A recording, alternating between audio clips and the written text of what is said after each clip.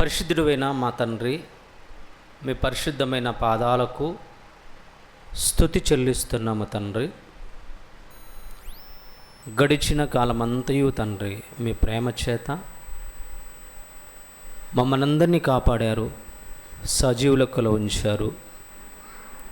జీవం గల మీ మాటల దగ్గరికి క్షేమకరంగా తీసుకొచ్చారు.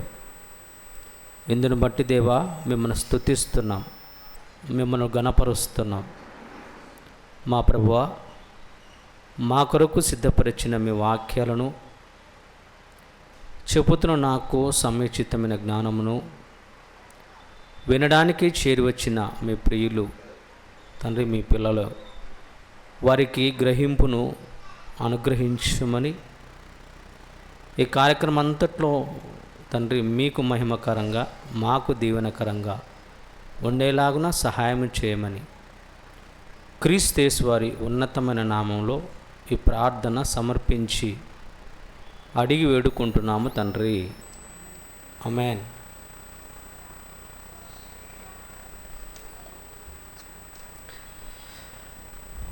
దేవుని మాటలు వినడానికి ఆసక్తితో విచ్చేసినటువంటి దేవునికి ప్రియులు, దేవునికి ఇష్టలైన మీ అందరికీ క్రీస్తు ఉన్నతమైన నామంలో మీ అందరికీ శుభములు, వందనాలు తెలియచేస్తున్నాను.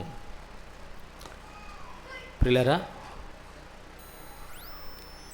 ఈరోజు కూడా మనము బైబిల్లో నుంచి అద్భుతమైన అంశాన్ని తెలుసుకుందాం.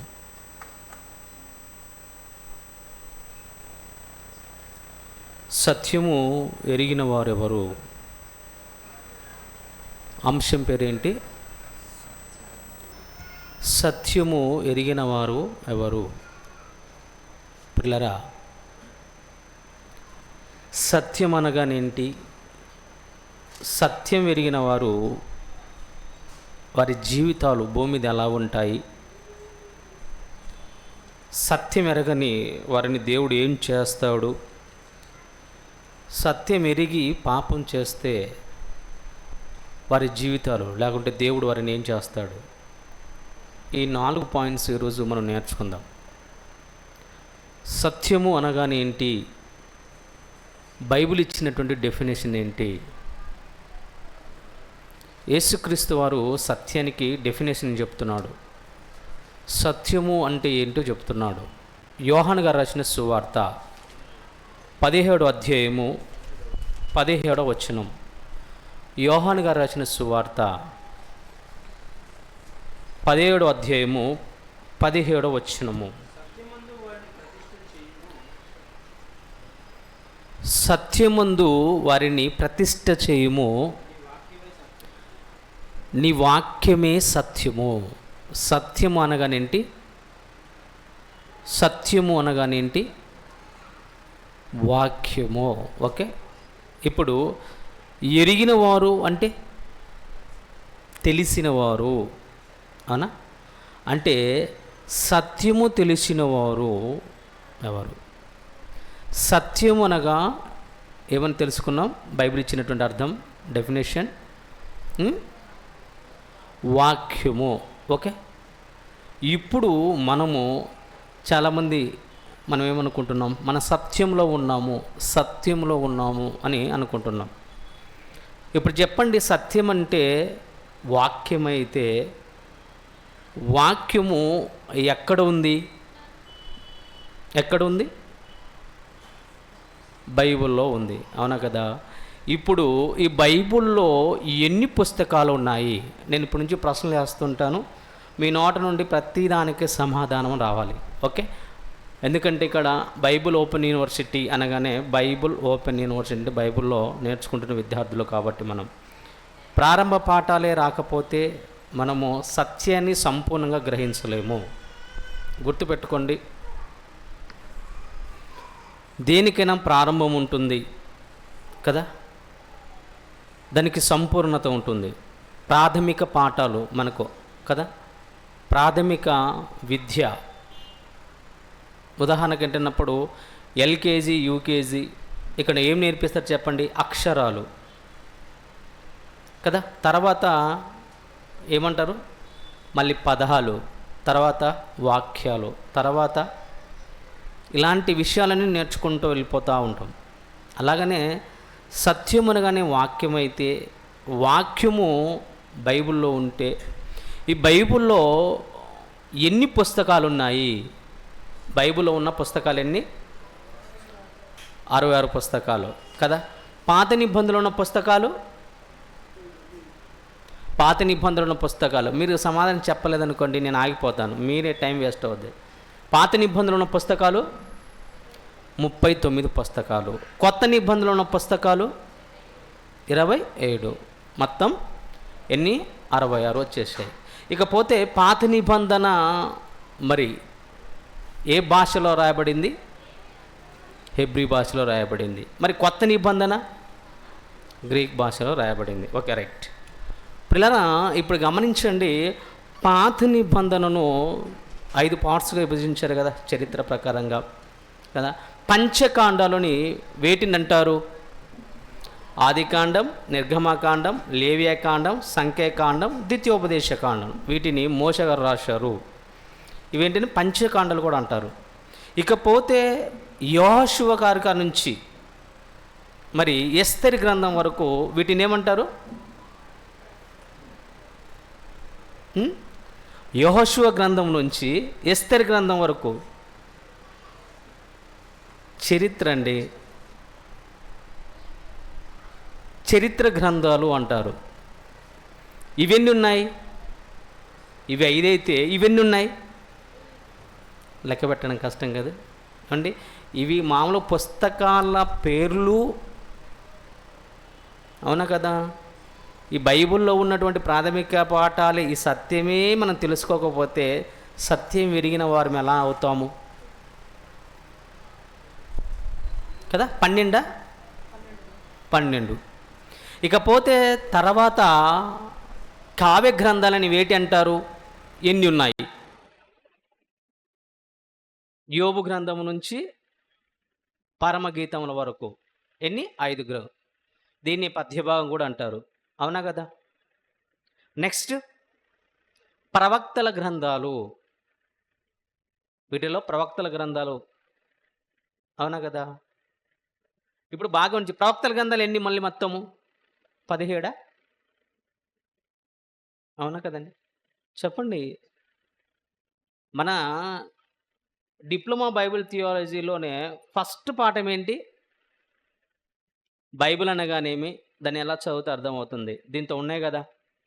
మరి ఇది నేర్చుకున్నాం కదా, నేర్చుకున్న దానికి మళ్ళీ తిరిగి అడిగితే చెప్పడానికి కష్టం ఏంటి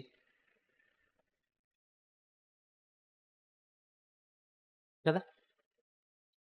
అయితే ప్రవక్తల గ్రంథాలు మళ్ళీ ఏంటంటే పెద్ద ప్రవక్తలు, చిన్న ప్రవక్తలు ఇలా కూడా ఉన్నాయి. అయితే బాగా గమనించండి ప్రియులరా, ఈ 39 పుస్తకాలలో పంచకాండాలు, చరిత్ర గ్రంథాలు, కావ్య గ్రంథాలు, ప్రవక్తల గ్రంథాలు, అవునా కదా. ఇంకేమైనా ఉన్నాయా? పంచకాండాలు, తర్వాత చరిత్ర గ్రంథాలు, తర్వాత కావ్య గ్రంథాలు, తర్వాత ప్రవక్తల గ్రంథాలు. దీంతో పెద్ద ప్రవక్తలని, చిన్న ప్రవక్తలని, ఇది గుర్తుపెట్టుకోండి. ఇకపోతే ఈ ప్రవక్తల గ్రంథాలలో బాగా గమనించండి, చెరలో ఉన్నప్పుడు రాసినవి, చెరకు ముందు రాసినవి కదా, చెర తర్వాత రాసినవి, ఏమైనా చెప్పగలరా?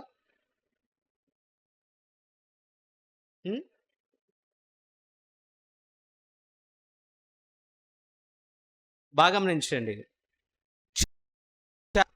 పోకముందు రాసినటువంటి గ్రంథాలు, చెరలో ఉండి రాసిన గ్రంథాలు, చెరలో నుంచి విడిపించిన తర్వాత రాసిన గ్రంథాలు. చెరకు ముందు రాసిన గ్రంథాలు చెప్పండి.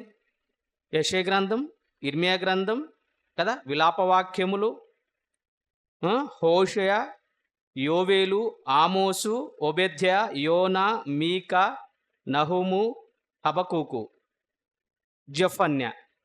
ఇవన్నీ ఏంటి? చెరకు ముందు రాసినవి. చెరలో ఉండి రాసినవి యెహెజ్కేలు, దానియేలు, అవునా కదా, ఎస్తేరు. చెరలో ఉండి రాసినవి. చెర తర్వాత రాసినవి, చెర నుంచి విడిపింపబడిన తర్వాత రాసినవి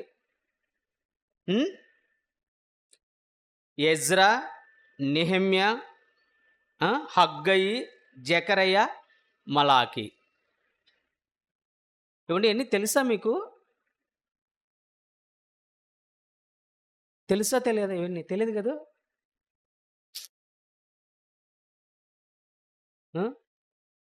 సరే, ఇక ప్రవక్తల గ్రంథాలలో కూడా 2 లేదంటే 3 అన్య రాజ్యాలకు రాశారు. ఆ గ్రంథాలు ఏంటి? యోనా గ్రంథం, నహూము గ్రంథం, ఓబేద్య గ్రంథం. అవునా? ఇప్పుడు ఇది 39 పుస్తకాల సారాంశం. అవునా కదా? పంచకాండాలు ఫస్ట్, తర్వాత చరిత్ర గ్రంథాలు, తర్వాత కావ్య గ్రంథాలు లేకుంటే పద్యభాగాలు, తర్వాత ప్రవక్తల గ్రంథాలు. ప్రవక్తల గ్రంథాలలో ఇశ్రాయేలు చెరకు పోకమునుపు ఉన్న గ్రంథాలు ఉన్నాయి, చెరలో ఉండి రాసిన గ్రంథాలు ఉన్నాయి, చెరలో నుండి విడిపించిన తర్వాత రాసిన గ్రంథాలు ఉన్నాయి. ఇవన్నీ 39 పుస్తకాలు. ఓకే, పంచకాండాలు మొత్తము ఎక్కడ స్టార్ట్ అయ్యి ఎక్కడ ఎండ్ అవుతుంది? చరిత్ర గ్రంథాలు ఎక్కడ స్టార్ట్ అయ్యి ఎక్కడ ముగిస్తుంది? కావ్య గ్రంథాలు, పద్యభాగాలు ఏం తెలియజేస్తున్నాయి? ప్రవక్తల గ్రంథాలు చెరకు ముందు జరిగినటువంటి చరిత్ర ఏదైతే ఉందో ప్రవక్తలలో, వారు ఏ విషయాల గురించి రాశాడు, చెరలో ఉండి ఏ విషయాల గురించి రాశారు, చెరలో నుంచి విడిపించినటువంటి గ్రంథాలలో ఏముంది? ఇలా 39 పుస్తకాలు తెలుసుకుంటే మనకేంటి అని అర్థమవుతుంది. సత్యం అనేది ఊరికే తెలుసుకున్నాం అంతే. అవునా కదా? ఆదికాండం నుంచి ద్వితీయోపదేశ కాండం వరకు మనం బాగా ఆలోచన చేయగలిగితే ఎక్కడ స్టార్ట్ అవుతుంది? సృష్టి ఆరంభం. తర్వాత ఎక్కడ ఎండ్ అవుతుంది? ద్వితీయోపదేశ కాండం ఎండింగ్. ఎక్కడది? మోయాబు మైదానం వరకు స్టాప్. అవునా కదా? ఈ మధ్యకాలంలో జరిగిన మొత్తము ఏమో రాయబడింది కదా. ఇందులో ఆది మానవుని జన్మస్థానం రాయబడింది, కయ్యూను హేబెలు గురించి రాయబడింది కదా. తర్వాత జలప్రయం గురించి రాయబడింది, విశ్వాసులకు తండ్రి గురించి అబ్రహాం గారి గురించి రాయబడింది, తర్వాత ఇస్సాక్ గారి గురించి, తర్వాత యాకోబు గారి గురించి, తర్వాత 12 మంది ఇశ్రాయేలుల గురించి కదా, తర్వాత యోసేపు గారి గురించి. ఆది కాండము ఎక్కడికి వరకు ముగించేస్తుంది? ఈ 12 గోత్రాలకు పుట్టిన వారందరూ ఐగుప్తు దేశానికి వెళ్ళడం. అవునా? వెళ్ళిన తర్వాత పితరులందరూ చనిపోవడం, వాడికి ముగించిపోతుంది. నిర్గమకాండం ఎక్కడి నుంచి స్టార్ట్ అవుతుందో మళ్ళీ ఇశ్రాయేలును మరలా ప్రారంభించడం. రామసేతు అనే పట్టణాన్ని కట్టడం. ఈ కాలంలోనే ఎవరు పుడతారో? మోషే గారు పుట్టుక, అహరోను గారు, మిరియాము గారు, లేవి కుటుంబం గురించి రాయబడి ఉంటుంది. ఇశ్రాయేలు బానిసత్వం నుంచి రాయబడి ఉంటుంది కదా. దేవుడు మోషే గారిని పంపించి మరి ఫరో దగ్గర చేసినటువంటి అద్భుతాలు, అక్కడి నుంచి విడుదల, అక్కడి నుంచి ప్రయాణం, ఆ తర్వాత సీనాయి పర్వతం దగ్గరకు వచ్చి ఆ కొండ దగ్గర ఆజ్ఞల ధర్మశాస్త్రాన్ని, ఆచరణల ధర్మశాస్త్రాన్ని ఇవ్వడం, ప్రత్యక్ష గుడారంలో ఎవరు పని చేయాలి కదా. ఇలాగా ఎంతవరకు ముగిసిపోతుంది? ద్వితీయోపదేశ కాండం వరకు ముగిసిపోతుంది. అక్కడ రెండోసారి ఉపదేశం చేస్తాడు మోయాబు మైదానం మందు. మోషే గారి చరిత్రకి ముగించిపోతుంది. ఇక యెహోషువ గ్రంథం ఇక్కడి నుంచి బాగా గమనించండి. యెహోషువ గ్రంథం నుంచి ఎస్తేరు గ్రంథం వరకు చరిత్ర గ్రంథాలు. అవునా కదా? ఇక్కడ యెహోషువ గారు నాయకత్వం, మోషే గారి తర్వాత నాయకత్వం పొందింది ఎవరు? యెహోషువ గారు. యెహోషువ గారు మరి మిగతా రాజ్యాలు ఏవైతే ఉన్నాయో, యెరికో పట్టణం పట్టుకోవడం, అలా కానాను దేశాన్ని స్వతంత్రించుకోవడం, ఇశ్రాయేలులకు ఏమండి లేవీలకు తప్ప ఏంటన్నప్పుడు మిగతా వారికి భూభాగాలు పంచడం. అవునా? యెహోషువ వారి చరిత్ర అక్కడ ముగిచేస్తుంది. తర్వాత న్యాయాధిపతులు వస్తారు. న్యాయాధిపతులు ఎంతమంది ఏలారో తెలుసుకోవాలి. న్యాయాధిపతుల కాలంలో మళ్ళీ ఎవరున్నారు? రూతు ఉంది. రూతు గొప్ప చరిత్ర. రూతు హస్బెండ్ గారెవరు? హ్మ్.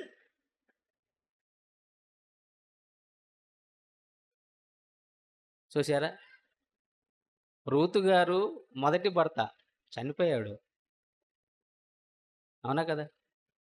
తర్వాత బోయేజు. వీళ్ళ చరిత్ర అద్భుతం.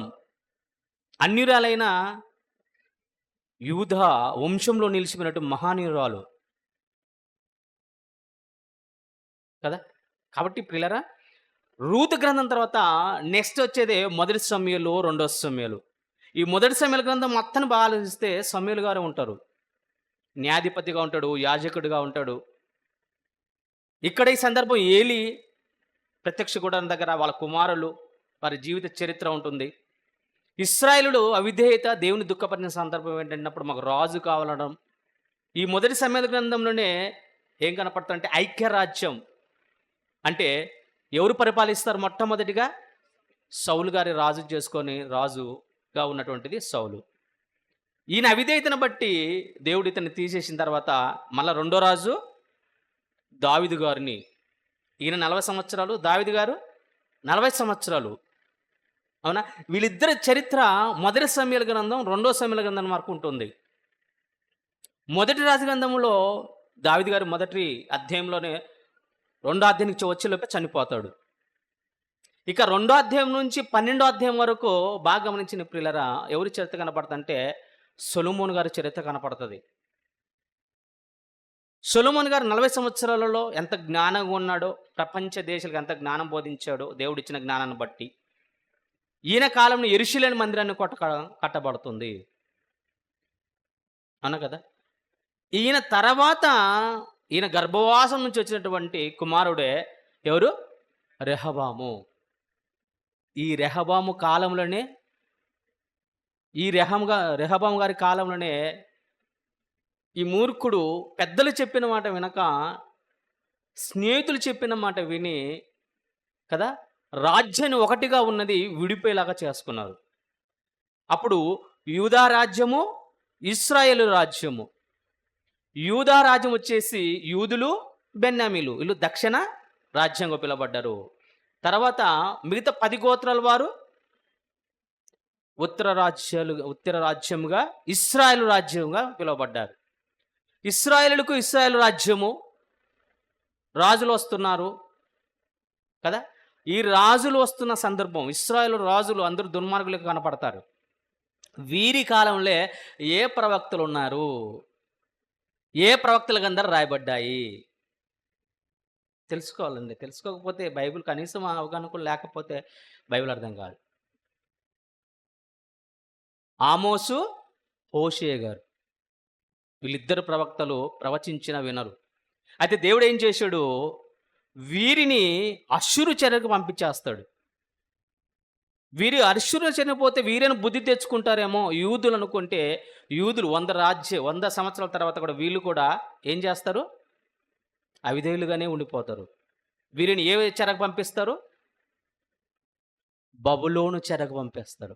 బబులోను చెరలో ఎన్ని సంవత్సరాలు ఉంటారు? 70 సంవత్సరాలు కదా.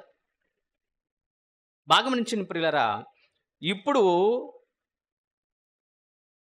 ఇశ్రాయేలీలకు వీళ్ళిద్దరు ప్రవక్తలు అయితే, మిగతా యూదులకు వాళ్ళు కూడా రాజులు వచ్చారు. ఇందులో రాజులు ఒక 3-4 మంచి వాళ్ళు ఉంటారు. వీరి కాలంలో కూడా ప్రవక్తలు ప్రవచించారు. అవునా కదా? ఎవరెవరు? యెషయా గారు, ఇర్మియా గారు కదా. తర్వాత యోవేలు గారు, అవునా కదా, జెఫన్యా గారు, హబకుక్ గారు, వీళ్ళందరూ ప్రవచించిన ప్రవక్తలే. యూదులకు, ఇశ్రాయేలుకు ఆమోసు, అదేవిధంగా హోషేయ గారు. వీళ్ళ అవిధేయత బట్టే వీళ్ళు చెరలోకి వెళ్ళారు ఇద్దరు. కదా! ఇది రెండో రాజుల గ్రంథం, మొదటి దినవృత్తాంతంలో, రెండో దినవృత్తాంతంలో ఈ చరిత్ర మొత్తం కంప్లీట్‌గా తెలుస్తుంది.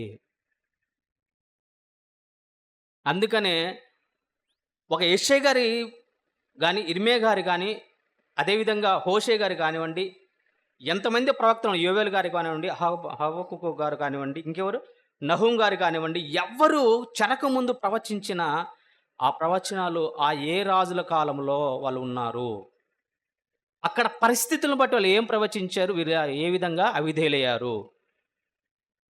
దేవుడు వీళ్ళని ఎందుకు చెరకు పంపించాడనేది అక్కడ స్పష్టంగా మనకు తెలుస్తుందండి. ఓకే.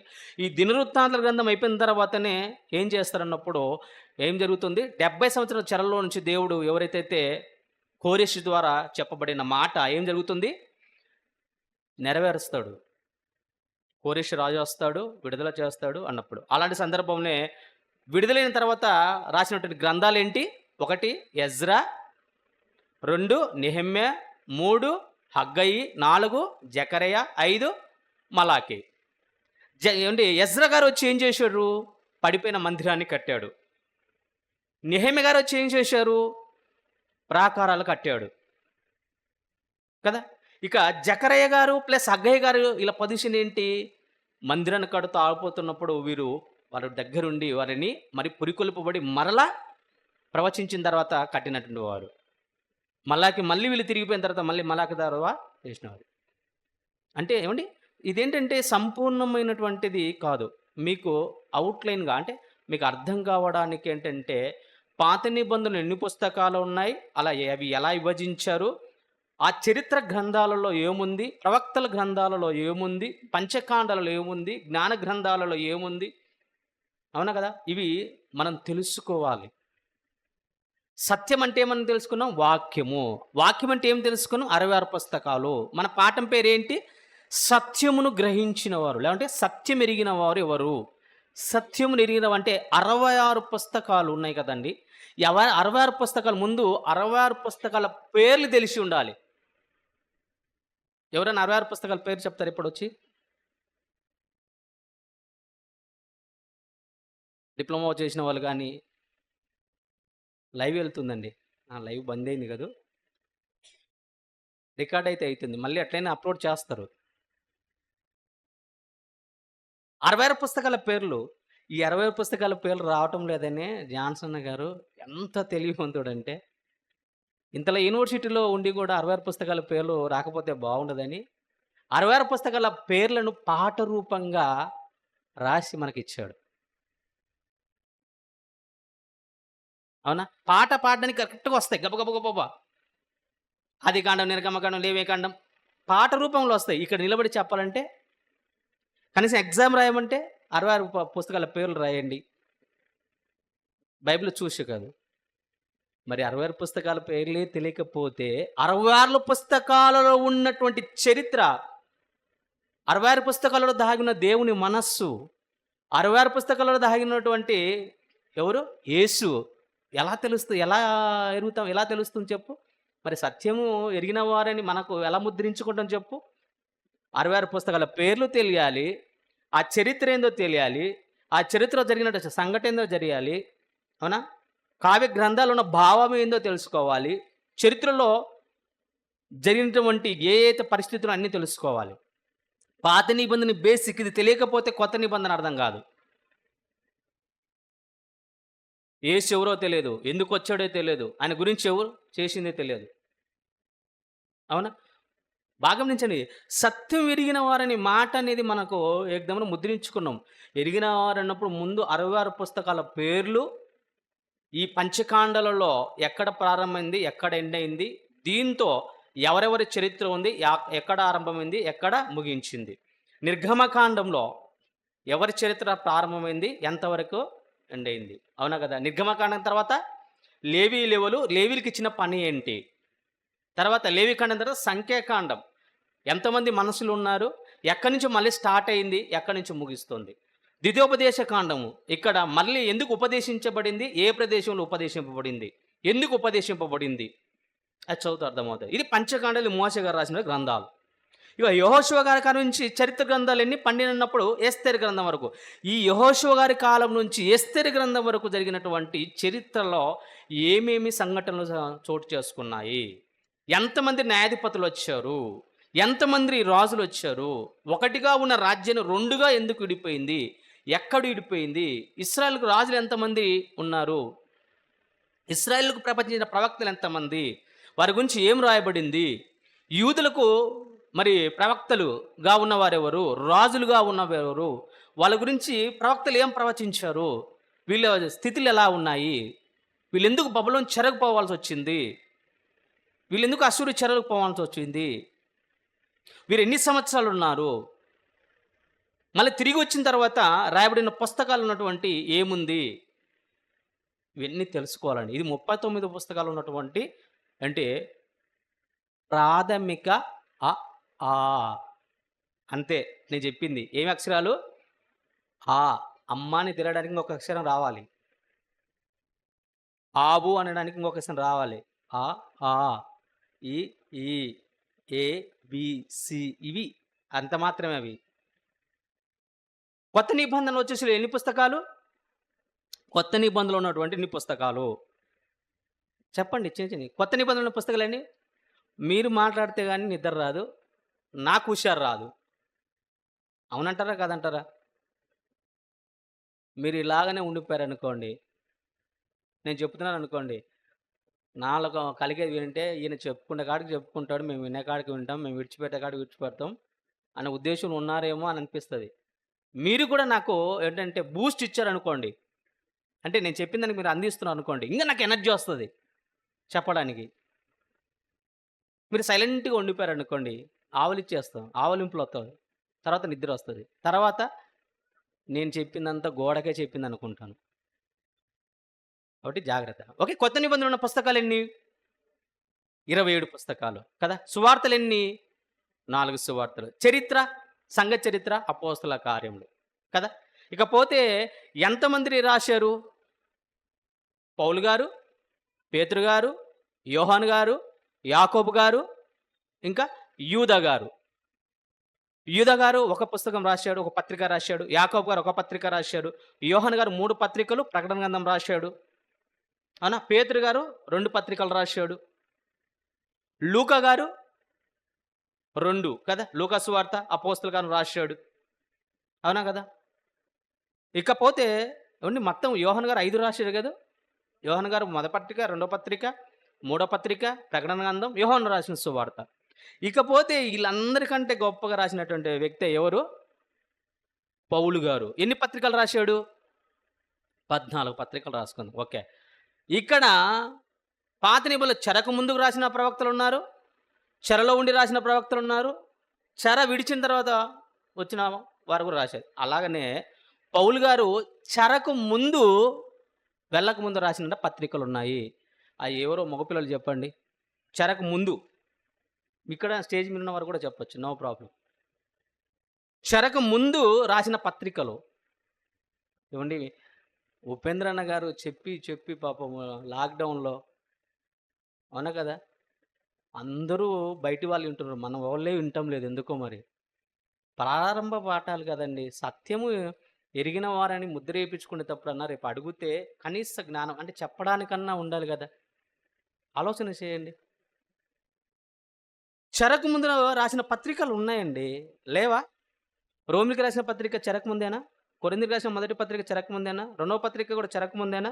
గలతీయులకు రాసిన పత్రిక చెరకు ముందేనా? తెస్సలోనికి రాసిన పత్రిక 2వ పత్రిక, అవునా కదా.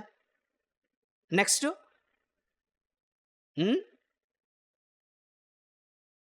కాదు, హెబ్రీకి రాసిన తర్వాత వదిలేయండి, అది రాశాడో లేదో మనకు అంత తెలియదు కాబట్టి. ఇవన్నీ చెరకు ముందు. రోమిలికి రాసిన పత్రిక చెరకు ముందు రాశాడు. కొరింథీయులకు రాసిన 1వ పత్రిక చెరకు ముందే, ఏమండి 2వ పత్రిక చెరకు ముందే, గలతీయులకు రాసిన పత్రిక చెరకు ముందే, తెస్సలోనికి రాసిన 1వ పత్రిక, 2వ పత్రిక, ఇవన్నీ చెరకు ముందు రాసినటువంటి పత్రికలు. చెరలో ఉండి రాసినవి, చెరలో ఉండి రాసినవి, రోమా చెరలో ఉన్నటువంటి రాసిన పత్రికలండి. ఎఫెసీయులకు రాసిన పత్రిక, ఫిలిప్పీలకు రాసిన పత్రిక, కొలసీలకు రాసిన పత్రిక, ఫిలోమోను గారికి రాసిన పత్రిక, ఈ 4 పత్రికలు. హ్మ్. నో. ఇంకా నేను చెప్పాలి. అందుకనే మీరు చదవమని చెప్పేది. అయితే ఈ చెరలోంచి విడిపించిన తర్వాత తిమోతికి రాసిన మొదటి పత్రిక, తీతు గారికి రాసిన పత్రిక. ఇంక మిగిలిపోయిందేంటిది? తిమోతి గారికి రాసిన రెండవ పత్రిక. ఈయన మళ్ళా జైలుకెళ్తాడు. మళ్ళా అంటే గృహబంధికం కాదు, మొత్తానికే బంధించేస్తాడు. అది ఎండింగ్. అది రెండవ పత్రిక ఎండింగ్ అదే పుస్తకం. అవునా? యోహాన్ గారు ఎక్కడి నుంచి రాసిన మిగతా మొదటి పత్రిక, రెండవ పత్రిక, మూడవ పత్రిక, ప్రకటన గ్రంథం ఇయన్నీ ఎక్కడి నుంచి రాశారు? పద్మాస్ దీపంలో నుంచి. 27 పుస్తకాలు. మొత్తం 66 పుస్తకాలు. మీకు లైట్‌గా అర్థం కావడానికి మాత్రమే చెప్పి ఉన్నాను. ఇవన్నీ ఏమంటారంటే ప్రారంభ పాఠాలు. బైబిల్ అనగానేమి? అవునా? దాన్ని ఎలా చదవాలి? కాలాన్ని బట్టి, సమయాన్ని బట్టి, ఎవరు రాశారు? ఎందుకు రాశారు? ఆడ పరిస్థితులేంటి? అవునా కదా? ఇవన్నీ కనీస అవగాహన తెలుసుకున్న వారనే సత్యం ఎరిగిన వారు. ఇలా వెరిగిన 66 పుస్తకాల్లో ఏదైతే 66 పుస్తకాల పేర్లు, 66 పుస్తకాల్లో ఉన్నటువంటి చరిత్ర, వాటిలో ఉన్నటువంటి భావాలు, దేవుని మనస్సు, దేవుని సంకల్పం ఓన్లీ తెలుసుకున్నవారు మాత్రమే ప్రాథమిక పాఠాలు నేర్చుకున్నవారు. 66 పుస్తకాలను అవగాహన లేకున్నా, చేయకపోయినా కూడా మనం సత్యం ఎరగని వారం కాము. అర్థమవుతుందా? ఈ సత్యం ఎలా ఉంటుందంటే ఒకసారి చూద్దాం. కీర్తనల గ్రంథం 100వ అధ్యాయం 5వ వచనం. కీర్తనల గ్రంథం 100వ అధ్యాయం 5వ వచనం. కీర్తనలు 100వ అధ్యాయం 5వ వచనం. దేవుడు దయాళుడు, ఆయన కృప నిత్యముంటుంది. ఆయన సత్యం అన్నాడు చూడండి. ఆయన సత్యము తరతరాలు ఉంటుంది అని దేవుడు చెప్పేశాడు. ఉందా లేదా? ఆదికాండం ఎప్పుడు రాయబడింది? క్రీస్తుకు పూర్వం రాయబడింది. ఇప్పుడు వరకు ఉందా? ఇప్పుడు ఎన్ని తరాలు వెళ్ళిపోయాయి? ఇంకో విషయం చెప్పనా? ఇది క్రీస్తు వచ్చేంత వరకు కూడా ఉంటుంది. దేవుడిచ్చినటువంటి సత్యం, వాక్యం తరతరాలు ఉంటుందని ఏం చెప్పాడు? ఈ 66 పుస్తకాలు ఉన్నటువంటి ఏవైతే ఉన్నాయో పంచకాండాలు, చరిత్ర గ్రంథాలు, అదేవిధంగా కావ్య గ్రంథాలు, జ్ఞాన గ్రంథాలు, ప్రవక్తల గ్రంథాలు, చెరకు ముందు రాయబడినటువంటి గ్రంథాలు, చెరలో ఉండి రాయబడిన గ్రంథాలు, చెర నుండి విడిపించిన గ్రంథాలు, ఇవన్నిటి నుండి 39 పాత నిబంధనలు 39 ఉన్న సారం అనేది, వాక్య సారం అనేది తెలుసుకోవాలి. ఈ వాక్య సారమే ఏంటి? సత్యం. వాక్య సారమే సత్యం. 39 పుస్తకాలు వాక్య సారమే సత్యం. 119వ కీర్తనలో కనపడుతుంది కదా? 100% ఉందా లేదా? అది చూడండి. 119వ కీర్తన. 119వ కీర్తన ఉందా? 160వ వచనం. నీ వాక్య సారాంశము సత్యము అంటున్నాడు చూడండి. నీ వాక్య సారాంశం ఏందంట? సత్యము. ఎవరండి సత్యము? కొత్త నిబంధనలోకి వచ్చేలోపు, కొత్త నిబంధనలోకి వచ్చేప్పుడు సత్యం ఎవరు? యోహాను రాసిన సువార్త 14వ అధ్యాయము 6వ వచనం. యోహాను గారు రాసిన సువార్త 14వ అధ్యాయము 6వ వచనం. యేసు నేనే మార్గం, నేనే సత్యము అన్నాడు చూడండి. ఏమన్నాడు? సత్యము. నేనే సత్యము, నేనే సత్యము. ఇప్పుడు ఇక్కడ ఆగిపోదాం. ఓకే, కాసేపు. ఇప్పటి వరకు బాగా గమనించండి. 66 పుస్తకాల్లో ఉన్నటువంటి ఏవైతే ఉన్నాయో ఓన్లీ 66 పుస్తకాలు పంచకాండాలలో, చరిత్రలో, కావ్య గ్రంథాలలో, అదేవిధంగా ఏమంటున్నాం ప్రవక్తల గ్రంథాలలో, తర్వాత కొత్త నిబంధనలకు వచ్చేటప్పుడు సువార్తలలో, తర్వాత సంఘ చరిత్ర, అపోస్తల కార్యంలో, పత్రికలలో కదా, అదేవిధంగా ప్రకటన గ్రంథంలో, ఇవన్నీ మనకు 66 పుస్తకాల మీద ఏంటంటే మొత్తం తెలుసు. ఏ పుస్తకంలో ఏముందో తెలుసు. అన్ని విషయాల గురించి తెలుసు. ఈ సారం మొత్తము మనకు అర్థమైంది. తెలుసుకున్నవాడు, సత్యం ఎరిగిన వాడు, వాళ్ళు ఓన్లీ ప్రాథమిక పాఠాలు నేర్చుకున్న వాళ్ళు మాత్రమే. ఇది గుర్తుపెట్టుకోవాలి. ఇది కొత్త నిబంధనకు వచ్చేలోపు అంటున్న మాట నేనే సత్యం. ఇప్పుడు చెప్పండి, కొత్త నిబంధన అనేది సంపూర్ణమైనది. సంపూర్ణమైన జ్ఞానం, సంపూర్ణమైన సత్యం కదా! అయితే నేనే సత్యం అన్నప్పుడు ప్రియులారా, సత్యము అనగానే ఇప్పటివరకు తెలుసుకోవడం కాదు, చెప్పడము కాదు. తెలుసుకొని చెప్పడము ప్రారంభ పాఠాలైతే, రెండోదేంటంట జీవించడము, పాటించడము, అనుసరించడము, నీవే సత్యముగా మారిపోవడం. కొలస్సీలకు రాసిన పత్రిక మొదటి అధ్యాయము. ఎప్పుడైతే 66 పుస్తకాల గురించి తెలుసుకున్నావు, ఈ 60 పుస్తకాల గురించి తెలియకపోతే నువ్వు సత్యం ఎరిగిన వాడివేం కావు. 66 పుస్తకాలు తెలుసుకున్నావు, తెలుసుకున్న తర్వాత నా సారం తెలుసుకున్నావు, తెలుసుకున్న బోధిస్తున్నావు. ఓకే, తెలుసుకున్న తర్వాత ఏంటన్నప్పుడు ఇది తెలుసుకొని నువ్వు బోధించేది ప్రారంభ పాఠం. కొత్త నిబంధనలకు వచ్చేప్పుడు యేసు నేనే సత్యం, నేను సత్యం అన్నాడు. నేను అని చూపిస్తున్నాడు. అంటే ఆయన జీవితం అని అర్థం.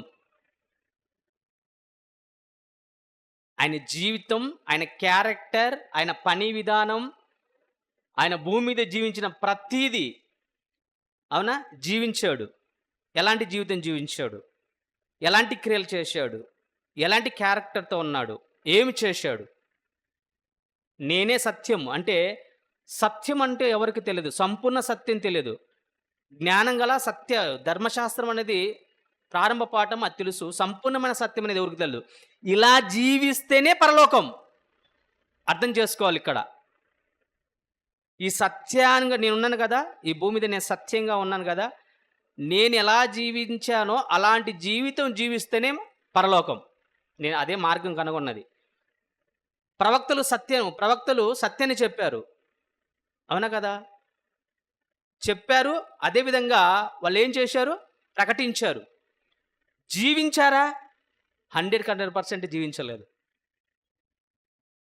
జీవిస్తే యేసుక్రీస్తు రావాల్సిన అవసరం లేదు. అర్థం చేసుకుని కొద్దిగా ఇబ్బందిగా ఉంటుంది, అవునా కదా. సత్యం అంటే ఏంటన్నప్పుడు 60 పుస్తకాలు తెలుసుకోవడం, చెప్పడం అనేది ప్రారంభ పాఠం అని మీకు చెప్తున్నాను. 100%. అంటే 100కు 1 మార్క్ వచ్చినట్టు. 99% యేసుక్రీస్తు సత్యం. బాగా గమనించండి. పాత నిబంధనలను ఎవరన్నా పరలోకానికి వెళ్ళారా? ఎందుకు వెళ్ళలేదు? సత్యం తెలిసిన వాళ్ళు. సత్యం తెలుసుకున్నారు, కానీ జీవితాన్ని జీవించలేకపోయారు. అందుకని వాళ్ళకి గొర్రె బలి ఇచ్చాడు, మేక బలి ఇచ్చాడు, అవి చేసుకోమన్నాడు. సత్యం అనేది క్రీస్తు తెలుసుకున్నాడు. సత్యం అంటే ఎవరు? ముందు మొట్టమొదటిగా అద్వితీయ సత్యదేవుడైన నిన్నును అన్నాడు. అంటే మొట్టమొదటిగా కన్నతన దేవుడు సత్యవంతుడు. ఆ సత్యాన్ని తెలుసుకొని తండ్రి దగ్గర నేర్చుకొని అదే సత్యాన్ని భూమి మీద ఏమండి చూపించాడు, ప్రకటిస్తూ చూపించాడు. అలా చూపించాడు. ఆయన చనిపోయాడు, డైరెక్ట్గా పరలోకం పోయింది. ఎవరన్నా పోయిన వాళ్ళు ఉన్నారా? ఒక యేసుక్రీస్తు వారు మాత్రం పోయారు. ఇప్పుడు చెప్పండి, సత్యం అంటే ఏందో చెప్పండి. అదే కొలస్సీలకు రాసిన పత్రిక చెప్తున్నాడు చూడండి. కొలస్సీలకు రాసిన పత్రిక మొదటి అధ్యాయం 6వ వచనం. కొలస్సీలకు రాసిన పత్రిక యోహాను గారు రాసినటువంటి మొదటి పత్రిక, యోహాను గారు రాసినటువంటి రెండో పత్రిక, యోహాను గారు రాసినటువంటి రెండో పత్రిక మొదటి అధ్యాయము 4వ వచనం. యోహాను గారు రాసినటువంటి రెండో పత్రిక మొదటి అధ్యాయం 4వ వచనం. బాగా గమనించండి. తండ్రి వలన మనము, అంటే క్రైస్తవులు మనము, ఆజ్ఞను పొందిన ప్రకారము, మనము తండ్రిని దేవుని దగ్గర నుంచి ఆజ్ఞను పొందామా లేదా? పొందాం. బాగా గమనించండి. ఏం ఆజ్ఞ పొందాం? సరే, అది మీకు అర్థం అంటే సరే. తండ్రి వల్ల మనం ఆజ్ఞ పొందిన ప్రకారం నీ పిల్లలు కొందరు సత్యమును అనుసరించి నడుచుచుండుట కనుగొని అన్నాడు చూడండి. సత్యాన్ని ఏమంటున్నాడంటే ఇక్కడ సత్యాన్ని అనుసరించి ఫుట్ నోట్లో ఉంది సత్యములు అని పక్కన ఏముంది నడుచుచుండును బట్టి అంటే అర్థం ఏంటి చెప్పండి ఇప్పుడు. సత్యములో నడుచుచుండడము అంటే సత్యంలో నడుచుచుండడము అంటే చెప్పడమా? నడవడం. పిల్లలకి నడవడిక నేర్పిస్తాం కదండి. నడవడిక భవిష్యత్ తరాలకు ఈయన భవిష్యత్తులో నిలబడి పరిగెత్తాలి. అవునా కదా? నెక్స్ట్ ఒక మంచి విద్య నడవడికలో నడిపిస్తూ ఉంటారు. ఎందుకు? భవిష్యత్ తరాల్లో అతడు ఏం చేయాలి? మంచిగా ఉండాలని, విద్యావంతుడిగా ఉండాలని. ప్రేమైన దేవుని వల్లరా ఇక్కడ ఏమంటుందంటే సత్యమును అనుసరించి అంటే వాక్యమును అనుసరించి ఏమంటున్నాడు? వాక్యమును అనుసరించి సత్యం అనగానే వాక్యాన్ని అనుసరించి నడుచుకొనుట చూచి నడుచుకోవాలి. నడుచుకోవాలి అంటే వాక్య జీవితమే నీవై ఉండాలి. నువ్వే వాక్య జీవితమే మీరై నేనై ఉండాలి. ఇది సత్యం. యేసుక్రీస్తు భూమి మీద ఎలాంటి జీవితం జీవించి ఎలాంటి ప్రకటన చేశాడో, ఎలాంటి సువార్త చేశాడో అలాంటి సువార్తను చేతపట్టుకోవాలి. అలాంటి జీవితాన్ని చేతపట్టుకోవాలి. ఎలాంటి క్రియలు చేశాడో ఏంటి చనిపోతే తిరిగి లేవడం అవి కాదు. అవునా కదా? ఆయన దేవుని కుమారుని నిరూపించడానికి మాత్రమే అవి చేశాడు. కానీ ఇప్పుడు నువ్వు చేయవలసింది ఏంటన్నప్పుడు ఏమండి ఈ కొత్త నిబంధనలో సంపూర్ణమైన జ్ఞానం జ్ఞానం జ్ఞానం అంటారు చూడండి. సంపూర్ణమైన జ్ఞానం అంటారు కదండి. జ్ఞానం ఎంతవరకు నిలుస్తుంది? ఏది ఆగిపోతుంది? ఏవి నిలుస్తాయి? ఏది ఆగిపోతుంది? కొరింథీయులకు రాసిన మొదటి పత్రిక 13వ అధ్యాయము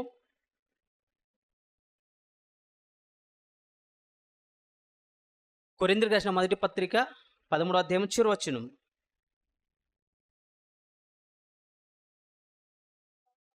కాగా విశ్వాసము, నిరీక్షణ, ప్రేమ ఈ మూడును నిలుస్తాయంట. జ్ఞానం ఏది? అర్థమవుతుంది? జ్ఞానం ఏది? జ్ఞానం ఆటోమేటిక్గా ఈ మూడిటి దగ్గరికి తీసుకొచ్చింది. అర్థమవుతుందా? ఈ మూడిటికి దగ్గరికి తీసుకొచ్చింది ఏది? జ్ఞానం. 66 పుస్తకాలు ఉన్న సారం, 66 పుస్తకాలు ఉన్న విషయాలన్నీ విశ్వాసము, నిరీక్షణ, ప్రేమ. అందుకనే ఇదే పౌలు గారు ఎఫెసీ సంఘానికి రాస్తే ఏమనంటే జ్ఞానానికి మించిన క్రీస్తు ప్రేమ అన్నాడు. ఇది సత్యం. క్రీస్తు ప్రేమ సత్యం. ప్రేమ ఏం కోరుకుంటుందో 13వ అధ్యాయం మొత్తం తెలుస్తుంది. ఇది సత్యం. ఇది నిలుస్తుంది. అంటే నీ జీవితంలో సత్యం అనేది నెరవేరాలి. అలాగా అంటే సత్యము ఎరిగిన వారు, 66 పుస్తకాలు తెలిసిన వారు ఏంటంటే ప్రాథమిక పాఠాలు అనుకుంటే యేసుక్రీస్తు సత్యమైతే ఈయన జీవిత విధానాన్ని పాటించేవారే సత్యమిని ఎరిగిన వారు. వాళ్ళ జీవితం ఇప్పుడు ఎలా ఉంటాయి చూడండి. ఒక్కోసారి ఒకటి చూద్దాం. కొలసీలకు రాసిన పత్రిక మొదటి అధ్యాయము, కొలసీలకు రాసిన పత్రిక మొదటి అధ్యాయము 6వ వచనం. కొలసీలకు రాసిన పత్రిక మొదటి అధ్యాయము 6వ వచనం. ఈ సువార్త సర్వలోకములో ఫలించుచు ఏమంటున్నాడండి ఇక్కడ? ఫస్ట్ ఆఫ్ ఆల్ ఏమంటున్నాడు? ఈ సువార్త సర్వలోకము ఫలించుచు వ్యాపించున్నట్టుగా దేవుని కృపను గూర్చి విని సత్యముగా గ్రహించిన నాట నుండి మీలో సహితము ఫలించుచు వ్యాపించుచున్నది. సత్యము గ్రహించిన నాటి నుండి 66 పుస్తకాలు తెలుసుకున్న నాటి నుండి 66 పుస్తకాలు అర్థం చేసుకున్న నాటి నుంచి ఫలవంతం ఏమొస్తదంట? ఏమంటున్నాడు అక్కడ? ఏమంటుండు చదవండి. ఫలించుచు వ్యాపిస్తుంది. ఫలిస్తుంది, వ్యాపిస్తుంది. సత్యమెరిగిన వారిలో ఏందనంటే, సత్యం గ్రహించిన వారిలో ఏం చేస్తారంటే ఫలిస్తారు. ఆత్మ ఫలాలు ఫలిస్తారు. ఫలించడం అంటే మీరు ఏదో కాదు. క్రీస్తులోకి వచ్చిన తర్వాత నాకు ఉద్యోగం వచ్చింది. క్రీస్తులోకి వచ్చిన తర్వాత నా రోగాలు పోయాయి. క్రీస్తులోకి వచ్చిన తర్వాత అయ్యో ఈ ఫలించడం కాదు. ఈ దానికంటే చాలామంది నీకంటే ఎక్కువ ఫలించేవారు ఉన్నారు. హైందవులు, ముస్లిమ్స్, అవునా? నీకంటే లక్షాధిపతులు, నీకంటే కోటీశ్వరులు, నీకంటే చదువున్నవారు, అన్నీ మనోళ్ళు ఇచ్చే సాక్ష్యాలు అంటేనండి చండాలంగా దేవుణ్ణి నీచపరిచేటి. దేవుడు ఉన్నతవాడు, గొప్పవాడు. ఇస్తే అదంటే శాశ్వత కాలం ఇచ్చేది, ఎప్పుడు ఉండేది ఇచ్చేది, అది చెదిరిపోయేది కాదు. అవునా కదా? అంటే సత్యం ఎవరైతే 66 పుస్తకాలు ఎవరైతే ఎప్పుడైతే గ్రహిస్తారో, దాన్ని అర్థం చేసుకుంటారో, దాని సారాన్ని పట్టిస్తారో, ఆ సారం నాలో జీవించాలని చెప్పేసి ఫలిస్తారు. ఆ ఫలాలు ఏ కాదు, ఆత్మ ఫలాలు. ఏ ఫలాలు? ఆత్మ ఫలాలు వ్యాపిస్తాయి అన్నారు. బాగా ఉంచండి. అసలుకు సంఘం ఎక్కడ ప్రారంభమైంది? యెరూషలేములో. ఎంతమందితో ప్రారంభమైంది? మహా అంటే 12 మందితో, 120 మందితో. బాగా గమనించండి. ప్రపంచ దేశాలు 120 దేశాలు, అవునా? అందాజుగా 120 దేశాలు అయితే, యెరూషలేము ఒక చిన్న దేశం అయితే, యెరూషలేములో సత్యం గ్రహించినటువంటి, ఫాలో అయినటువంటి 12 మంది అపోస్తులులు. అవునా కదా? వారి ఆత్మ ఫలాలు, వారి వాక్య ఫలాలు ఫలించాయి. ప్రపంచం మొత్తం ఏం చేశాయి? వ్యాపించాయి. అవునా? గ్రహించారా? సత్యాన్ని గ్రహించారా? మనం సత్యం గ్రహించలేదు కాబట్టే, సత్యాన్ని నేర్చుకోలేదు కాబట్టే, అసలు మనం ఆత్మ ఫలాలు మనంలో ఫలించట్లేదు. ఆత్మలు రక్షించే పనిలో మన జీవితంలో వ్యాపించను లేదు. అవునా కదండి? యేసుక్రీస్తు సత్యం ఆయనను అర్థం చేసుకున్నారు, జీవించారు. మేము ఏదైతే చూసామో, ఏదైతే తాకామో, అవి విన్న వాటిని, కన్న వాటిని మేము చెప్తున్నాము. పరలోకం నుంచి ఒక స్వరం వచ్చింది. మరి బాగా గ్రహించారండి. ఆయన జీవితాన్ని చూశారండి. పరిశుద్ధతకు నిలయం, యథార్థతకు నిలయం, పాప పరిహార్థకు బలి ఈయననే, సమస్తం ఈయననే. ఈయన ద్వారానే మనకు మోక్షం. అవునా కదా? అన్నారా లేదా? మీరందరూ కూడా విడిచిపెట్టి వెళ్ళిపోవాలా అనుకుంటున్నారా అని యేసుక్రీస్తు అన్నప్పుడు, ఎక్కడ పోతాం ప్రభువా? మాకు నిత్య జీవం ఎవరిస్తారు? అది మీలో ఉందని గ్రహించారండి. సత్యం గ్రహించిన వారు, క్రీస్తుని తెలుసుకున్నవారు, తన జీవిత ఫలవంతంగా ఉంటుంది. సత్యం ఎరిగిన వారు, వాళ్ళ జీవిత విధానం ఎలా ఉంటుందో తెలుసండి? నిజంగా అద్భుతమైన జీవితం అండి. వారి జీవితాలు ఎలా ఉంటాయి ఏంటండి, అపోస్తుల కార్యమని అదే చదవమంటాను. క్రైస్తవులకు మూలం అదే. ఎప్పుడైతే యేసుక్రీస్తు వారు 33.5 సంవత్సరాలు, 3.5 సంవత్సరాలు యేసుక్రీస్తు వారు ఉన్నారు కదా! వారు యేసుక్రీస్తు వారిని ఫాలో చేసిన 12 మంది అయితే, తర్వాత చనిపోయి తిరిగి లేచిన తర్వాత 40 దినాలు రుజువులతో సహా చూయించాడు. రుజువుతో సహా చూయించిన తర్వాత, ఆహా! పరలోకానికి మార్గం ఈయన ఎలా ఎళ్ళాడు? ఈయన జీవితమే. అవునా కదా? ఆయన ఆరోహణమైనప్పుడు ఈళ్ళు ఉన్నారా లేదా? ఆహా! అంటే పరలోకానికి వెళ్ళేది. ఎట్లా సజీవంగా ఎళ్ళాడు? అది గ్రహించాడు. అంటే భూమి మీద బ్రతుకండి.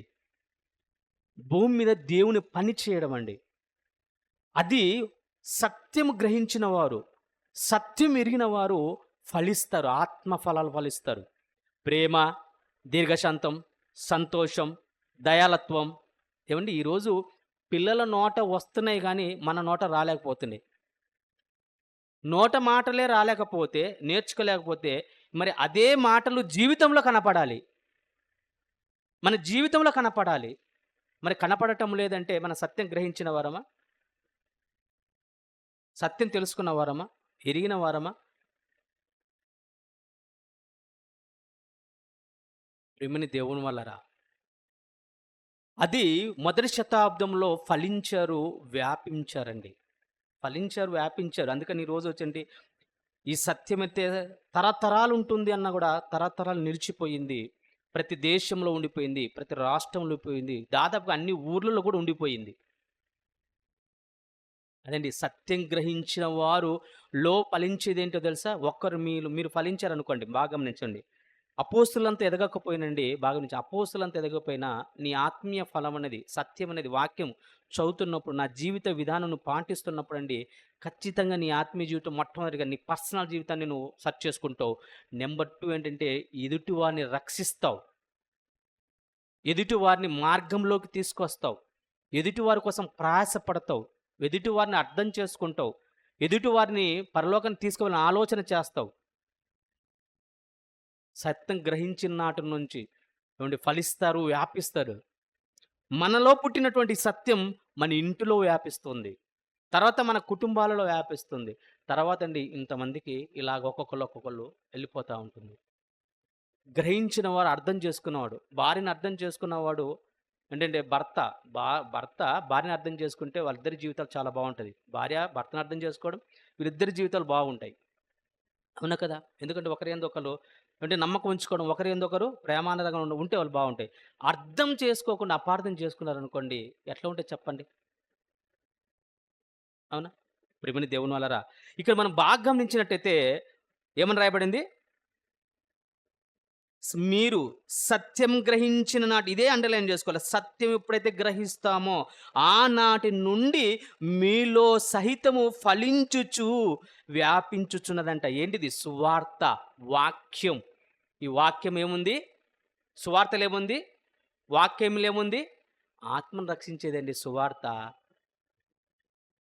అవునా కదా? సర్వలోకానికి వెళ్లి సర్వ సృష్టికి సువార్త ప్రకటించంటే అర్థం ఏంటి? ఈ స్వార్థలో ఏముంది? యేసుక్రీస్తు మరణం, సమాధి, పునరుద్ధానం, నిత్య జీవానికి మార్గం. ఈ మాటలను తీసుకొని నీ జీవితంలో పాటిస్తూ అనేక జీవితాలు పాటిస్తారండి సత్యం ఎరిగిన వారు.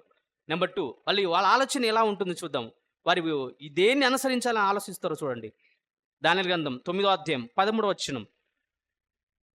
దానియేలు గ్రంథం 9వ అధ్యాయం 13వ వచనం.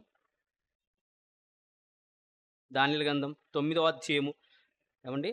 దానియేలు గ్రంథం 9వ అధ్యాయము. పిల్లరా ఈ 9వ అధ్యాయము దానియేలు గ్రంథం చదివిన వారు ఎంతమంది చేతులు ఎత్తండి ఒకసారి.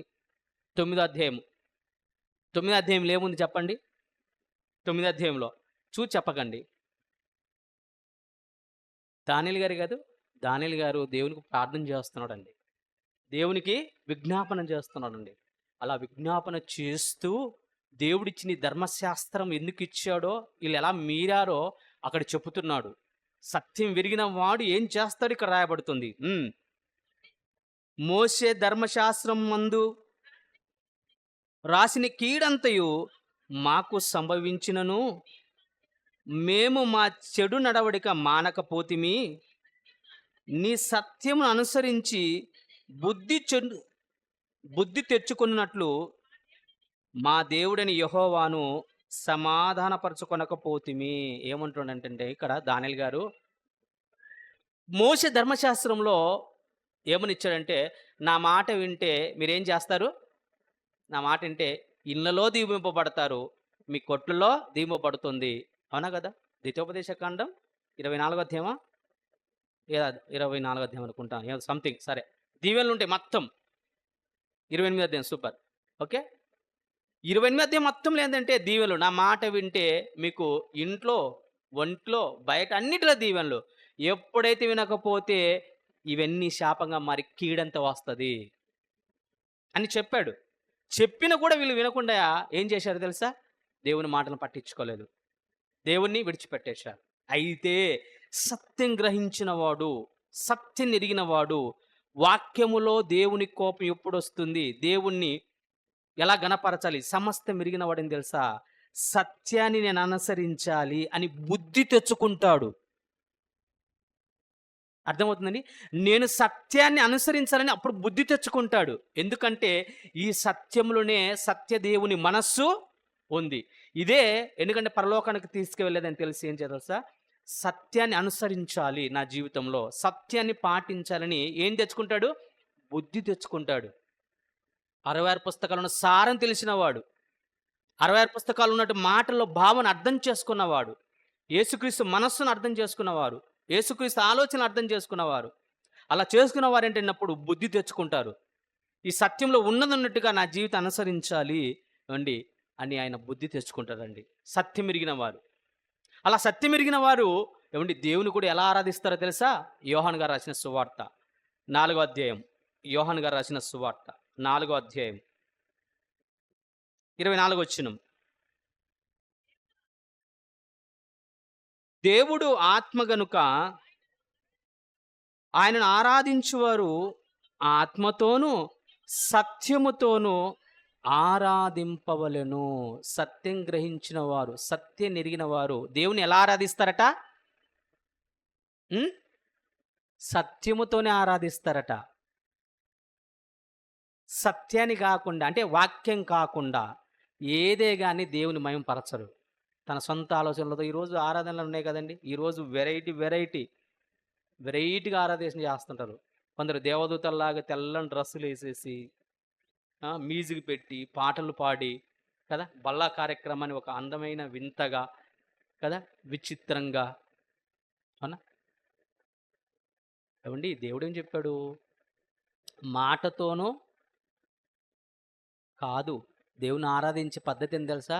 దేవా స్తుతి స్తుతి స్తుతి స్తుతి స్తుతి స్తుతి స్తుతి స్తుతి స్తుతి స్తుతి స్తుతి స్తుతి స్తుతి స్తుతి. నువ్వు కంటే అందమైన గొంతుతో, మధురమైన గొంతుతో ఎవరు పాడుతున్నారు చెప్పండి? దేవదూతలు. అవునా కదా? పాడడం తప్పులేదండి. నీ వేషధారణ ఎలా ఉంది కదా? ఓన్లీ నీ జీవితం ఎలా ఉంది? ఎలా ఆలోచన చేస్తున్నావు? ఎలాంటి క్రియలతో ఉన్నావు? ఆరాధించడం అనగానంటే అర్థం ఏంటండి? దేవుని నోటితో ఘనపరచడం అనేది ప్రాథమిక పాఠం. అది విడిచిపెట్టకూడదు. అదే కంటిన్యూ కాకూడదు. అవునా? మనకు మేలు జరిగింది. దేవా మీకు కృతజ్ఞతాస్తుతులు చెల్లిస్తున్నాను. ప్రతి విషయంలో దేవునికి కృతజ్ఞతాస్తుతులు చెల్లించుట బద్ధులమై ఉన్నాం. చెల్లించాలి. అదే తీసుకొని మన జీవితంలో ప్రత్యానికి స్తుతి అని కాదు. ఆయన చేశాడు, కృతజ్ఞతాస్తుతులు చెల్లించావు. నువ్వు ఆయనకి ఏం చేసావు? ఇది ఆరాధన. నువ్వేం చేసావు? అంతే కదండి. ఆరాధన అంటే దేవుని ఘనపరచడం, దేవుని మయంపరచడం, దేవుని గొప్ప చేయడం. అవునా కదా? ఎక్కడ నువ్వు ఘనపరచాలి? ఎక్కడ గొప్ప చేయాలి దేవుణ్ణి? సంఘములోన, బయటన, అన్యజనుల మధ్యన. అవునా కదండి? ఇక్కడేముంది? మామూలుగా పాటల ద్వారా పాడతావు. ఇదంతా మనకు తెలిసిందే. అవునా? ప్రారంభంగా ఇక్కడ మనం దేవుని స్తుతిస్తున్నాం. తర్వాత చర్చిలు అయిపోయిన తర్వాత నోటి మాటలతో వరకే ఆగిపోయిందండి మనోళ్ళు. క్రియ వరకు రాలేకపోతుంది. సకల జనులకు సువార్త ప్రకటించాలనేది మర్చిపోయారు. ఆత్మ రక్షించాలని మనస్సు మర్చిపోయారు. కానీ జీవితమేమో ఆదివారం పూటకు అంకితమైపోయారు. మిగతా రోజులేమో దేవుణ్ణే విడిచిపెట్టమనే స్థితిలో. సత్యాన్ని గ్రహించారా? సత్యాన్ని గ్రహించిన వారు ఎలా ఫలించారో మనకు అర్థం కావట్లేదా? వాళ్ళు ఎలా సత్యంతో ఆరాధించారు? అపోస్తులు ఎలా ఆరాధించారు? ఇంటింటా ఏమండి అన్నారు. అవునా కదా? ఏమండి మొట్టమొదటిగా ఏమండి పేతురు గారి ప్రసంగం విన్న వెంటనే మేము ఏం చేయాలని నొచ్చుకున్నాం అంటే, వాళ్ళకి ఇచ్చినటువంటి ఇంట్రడక్షన్ ఏంటి? ఎలాంటి చెప్పాడు? మీరు మొట్టమొదటిగా మూర్ఖులైన వక్ర జనమ నుండి వేరుకండి, అంటే లోక స్నేహం నుండి వేరుకండి. ఇది ఆయన బాప్తిసం తీసుకొని వచ్చే వారి గురించి మొట్టమొదటి చెప్పింది. అవునా? ఏమండి మూర్ఖులైన వక్ర జనం అంటే లోకం అని అర్థం. మూర్ఖులంటే ఎవరో కాదు, జ్ఞానమును తిరస్కరించేవారు, క్రీస్తును తిరస్కరించేవారు, సత్యాన్ని తిరస్కరించేవారు. ఈ భూమి మీదనే తన జీవితాన్ని ఆనందదాయకంగా అలాంటి జీవితంలో ఎప్పుడు నిమగ్నమైపోయేవారు. అలాంటి వారితో నువ్వు జీవిస్తే నీ జీవితం ఏమైపోతుందో చెప్పండి? నీ ఆలోచన ఎలా అయిపోతుందో చెప్పండి? నీ క్రియలు ఎలా మారిపోతాయో చెప్పండి? నువ్వు సత్యం మాట్లాడాల్సిన నోట అబద్ధం మాట్లాడతావు. అవునా కదా? యథార్థంగా జీవించాలని జీవితం అనేది ఎలా అయిపోతుంది అంటే మోసకరమైన జీవితంగా మారిపోతుంది. క్రియలు వచ్చేలేపు ఏమైపోతుంది తెలుసా? దుర్నీతి క్రియలుగా మారిపోతాయి. ప్రేమని దేవునరా, ఇది సత్యంతో ఆరాధించినట్టు అంటారా చెప్పండి? ఏమండి ఎప్పుడైతే సత్యాన్ని గ్రహించారో సత్యాన్ని ఎరుగుతారండి. 66 పుస్తకాల్లో ఉన్న సారం ఏంటంటే ఏమండి యేసుక్రీస్తు జీవితం అండి. యేసుక్రీస్తు జీవితం ఎవరి కోసం తెలుసండి? లోక పాపల కోసం అండి. ఇప్పుడు మనం సత్యం గ్రహిస్తుంటే మన జీవితం మన కోసం కాదండి. మన కోసం ఎంత పరిగెత్తుతామంటే అంత పరిగెత్తుతాం. అవునా? మన జీవితం ఎవరి కోసం అని చెప్పారు? మన కొరకు ప్రాణం పెట్టిన యేసుక్రీస్తు వారి కొరకని నోట మాట చెప్తామే తప్ప జీవితంలో అస్సలు పాటించం.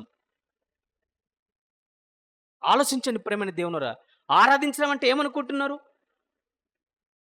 ఆరాధించడం అంటే ఏమనుకుంటున్నారు? నోటితో మాటతో కాక సత్యముతో ప్రేమించాలి. వాక్యముతో ప్రేమించాలి. వాక్యపు జీవితం అనేది ఎదుటి వల్ల కనపడాలి. ఇదండి ఆయన మొత్తుకుండేది.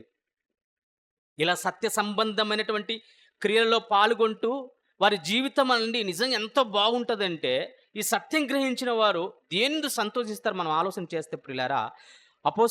కొరింథీయులకు రాసిన మొదటి పత్రిక 13వ అధ్యాయం 6వ వచనం. కొరింథీయులకు రాసినటువంటి మొదటి పత్రిక 13:6. కొరింథీయులకు రాసిన మొదటి పత్రిక 13వ అధ్యాయం 6వ వచనం. దుర్నీతి విషయమో సంతోషపడక అదండి సత్యమునందు సంతోషించును అన్నాడు. ఈరోజు మనం సత్యం ఎరిగిన వారం, మేము సత్యం ఎరిగిన వారము అన్నవారి చేతులు ఎత్తండి. మనం ఈ రెఫరెన్స్ అన్ని చూపిస్తున్నాను కదా, ఈ రెఫరెన్స్ అన్ని అండి. సత్యమును అంటున్నప్పుడు ఈ సత్యం ఎరిగిన వారు దేనిందు సంతోషిస్తారట? ఇప్పుడు ఆరాధన అయిపోయింది, తర్వాత ముందేంది ఫలించేది అయిపోయింది, సంతోషం. ఏమండి ఈ విషయంలో అందరూ ఫెయిల్యూర్ అవుతారండి. దేవుని దుఃఖపడేసే మహనీయులు ఎవరన్నా ఉన్నారంటే అన్యుల దగ్గర ఆయన ఎప్పుడు దుఃఖపడడండి. అన్యులను చూసి ఆయన ఎప్పుడు దుఃఖపడడు. ఎందుకు దుఃఖపడడో తెలుసా అండి? వాళ్ళు నన్ను నమ్మలేదు. వాళ్ళు నమ్మలేదు. వారికి రాబోయే శిక్ష అనేది ఉంచేశాను. లేదు ప్రభా, మీ కుమారుని యేసుక్రీస్తుని విశ్వసిస్తాను, నేను సత్యాన్ని గ్రహించాను, ఈనాటి నీ సత్యం ఉంది నేను ప్రతిష్ఠింపబడ్డాను, ఈ సత్యం కోసం నేను ప్రాణం పెడతాను, నా సహోదరునితో ఇవ్వండి. ఇప్పుడు ప్రార్థన చేస్తారు. ఇప్పుడు ఏంటంటే మా సహోదరి నిమిత్తం ప్రాణం పెట్టే బద్దులమే ఉన్నాము. అవునా కదా? ఇవన్నీ ప్రార్థన చేస్తాం. అవునా కదా? మాట వరకే ఆగిపోయింది, క్రియ వరకు ఆగిపోయింది. ఏమండి నిజంగా సత్యమందు సంతోషం ఉన్నప్పుడు అండి, వాక్యమందు సంతోషం ఉన్నప్పుడు అండి, వాక్యమే సంతోషం కలగజేస్తుందంటే, వాక్య పనులు సంతోషం కలగజేస్తుందంటే, మనలో ఈ రోజు అండి దేనిందు సంతోషపడుతున్నాం చెప్పండి? ఈరోజు మన ఇంట్లోకి రిలేషన్స్ వస్తే రాము. ఎందుకు రాము తెలుసా? రాక వచ్చారు కాబట్టి వాళ్ళకి వండి చికెను ఎవరు బాగా అందించారు. చేపల మార్కెట్కి వెళ్తాడు, లేకుంటే మటన్ మార్కెట్కి వెళ్తారు, లేకపోతే చికెన్ మార్కెట్కి వెళ్తారు కదా. వాళ్ళని సంతోషపెట్టి వారితో సంతోషిద్దామని వీళ్ళేంటంటే అవుని వీళ్ళేం చేస్తారు? దేన్ని విడిచిపెడతారు? దేన్ని విడిచిపెడతారు? సంఘాన్ని విడిచిపెడతారు, దేవుని విడిచిపెడతారు, దేవుని ఆజ్ఞను విడిచిపెడతారు. సత్యం ఎరిగిన వారమా? సత్యం తెలిసిన వారమా? సత్యం గైకొని వారమా? ఏమంటే నీ క్వశ్చన్ చెప్పనా? అద్భుతమైన రెఫరెన్స్ మన గురించి రాయబడ్డాయి. అద్భుతమైన రెఫరెన్స్ మన గురించి రాయబడ్డాయి. చూద్దామా? ఆ 2 వాక్యాలు చూపిస్తాను, మళ్ళీ దీని వచ్చేద్దాం. ఓకే. యోహాను గారు రాసినటువంటి మొదటి పత్రిక,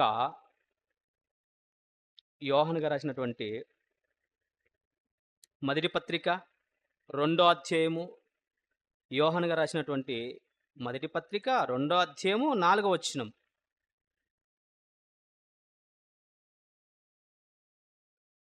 సత్యమును ఎరిగి ఉన్నానని చెప్పుకొనుచు ఆయన ఆజ్ఞను గైకొననివాడు అబద్ధికుడు. మనకు ఆజ్ఞ ఏముందండి ఈరోజు? ఈరోజు ఆజ్ఞ ఏముంది అంటే మనకిచ్చిన ఆజ్ఞలండి, మీరు సర్వలోకానికి వెళ్ళి సర్వ సృష్టికి సువార్త ప్రకటించండి. ఇది ప్రతి ఒక్కరికి ఇచ్చినటువంటి ఆజ్ఞ. Okay, right. నెంబర్ 2 ఏంటంటే రొట్టె విరుచుట ఎందును, ప్రార్థన చేయుట ఎందును, సహవాసమందును, ప్రార్థన ఎందును ఎడతెగక ఉండాలని మనకు ఆజ్ఞలు. అవునంటారా కదంటారా? అవునా? ఇవి ఆజ్ఞలు. ఇవి ఆజ్ఞలు అనేటి చాలా ఉన్నాయి ఇంకా. కొరింథీయులకు రాసిన పత్రిక చదివితే అర్థమవుతుంది. రోమీయులకు రాసిన పత్రిక అర్థమవుతుంది. రెండో పత్రిక అర్థమవుతుంది. ఎఫెసీయులకు రాసిన పత్రిక, కొలస్సీలకు రాసిన పత్రిక, తిమోతికి రాసిన మొదటి పత్రిక, రెండో పత్రిక, తీతు రాసిన పత్రిక, తెస్సలోనికీయులకు రాసిన మొదటి పత్రిక, రెండో పత్రిక, అవునా కదా? హెబ్రీయులకు రాసిన పత్రిక, యాకోబు రాసిన పత్రిక, మొదటి పత్రిక, రెండో పేతురు, హెబ్రీయులకు రాసిన పత్రిక, ప్రకటన గ్రంథం, మొదటి యోహాను, రెండో యోహాను, ఎన్ని పత్రికలు ఇయన్నీ మనకు మన జీవిత సారాంశాన్ని తెలిసేటివి కదా! దేవుడు మన జీవితాన్ని ఇచ్చినయి కదా! ఆయన ఇచ్చినటువంటి ఆజ్ఞ ఏంటి? ఆయన ఇచ్చిన ఆజ్ఞలను గైకొనక అంటున్నాడు. నిజం చెప్పండి, దేవుని సన్నిధిలో గడపాలని దేవుని ఆజ్ఞ. దేవునికి మొట్టమొదటిగా ప్రయారిటీ ఇవ్వాలి. ఇది ఆజ్ఞనా కాదా? ఉందా లేదా? ఏమనుంది చెప్పండి? మీ నోట చెప్పండి. హ్మ్. మొట్టమొదటి ప్రధాన ఆజ్ఞ ఏంటి? నీ దేవుడైన యెహోవాను పూర్ణ మనస్సుతోనూ, పూర్ణ ఆత్మతోనూ, పూర్ణ బలముతోనూ నీ దేవుడైన యెహోవాను ప్రేమించాలి. ఇది ఆజ్ఞ. అవునా కదా? దేవుని సన్నిధిలో ఉండడం 1, దేవుని పనిలో ఉండడం 2, దేవుని కొరకు మన కష్టార్జితనివ్వడం 3, దేవుని కొరకు మన శరీరాన్ని యాగము చేయడం. అవునా? ఇవి దేవునికి ప్రయారిటీ ఇచ్చినట్టు మొట్టమొదటిగా. అందుకనే యేసుక్రీస్తు వారు కూడా బోధించిందంటే, మొట్టమొదటిగా ఏం చేయమన్నాడు? మీరు తండ్రి రాజ్యమును, నీతిని మొట్టమొదటిగా ఆయన రాజ్యమును, నీతిని వెతకండి. అదే కదండీ మత్తయి సువార్త 6వ అధ్యాయం చివరి వచనంలో ఉంటుంది. మొట్టమొదటిగా ఎన్ని కావాలన్నప్పుడు నీకేం కావాలంటే మొట్టమొదటిగా ఆయన రాజ్యమును, నీతిని వెతకండి అన్నాడు. ఆయన రాజ్యం ఎక్కడుంది? నీతి ఎక్కడుంది? ఆయన రాజ్యం ఎక్కడుంది? ఆయన రాజ్యం ఎక్కడుందండి? ఆయన రాజ్యం ఎక్కడుంది? ఇదే కదా! ఆయన నీతి ఎక్కడుంది? ఇదే కదా! వెతుకుతున్నామా? దొరుకుతుందా? అడుగుడు మీకు ఇవ్వబడును, వెతుకుడు తీరని లోపు మనం ఏయో అడిగేస్తాం.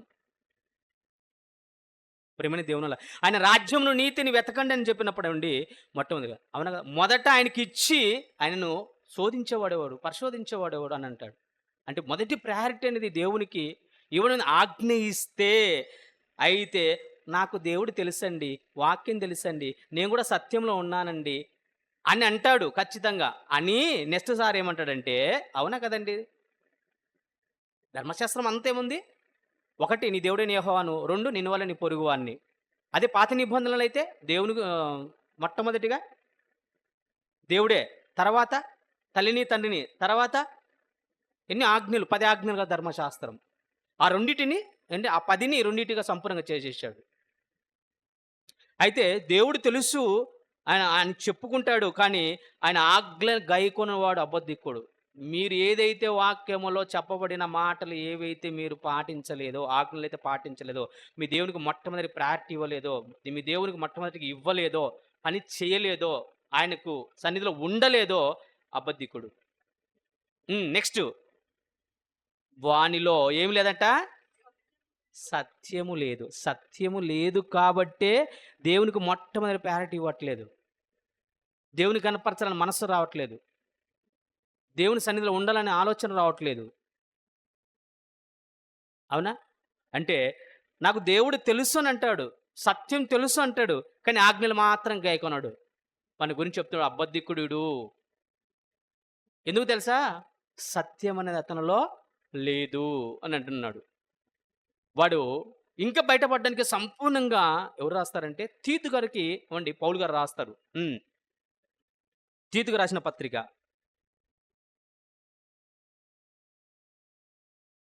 అపోస్తలుడైన పౌలు గారు తీతుకు పత్రిక రాస్తూ మొదటి అధ్యాయము 16వ వచనం,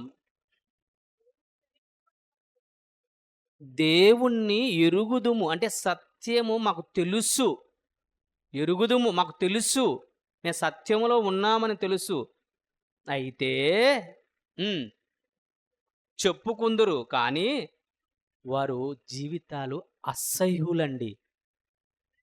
చాలు ఒక్కొక్కటి చదువుకుంటూ పోదాం. ఈ జీవితాలన్నీ మనయే. సత్యము మాకు తెలుసు, సత్యం మేము ఎరిగి ఉన్నాము అని చెప్పుకుంటారు. అనగా చెప్పుకోకండి, సిగ్గుపోతుంది ఎవరికి?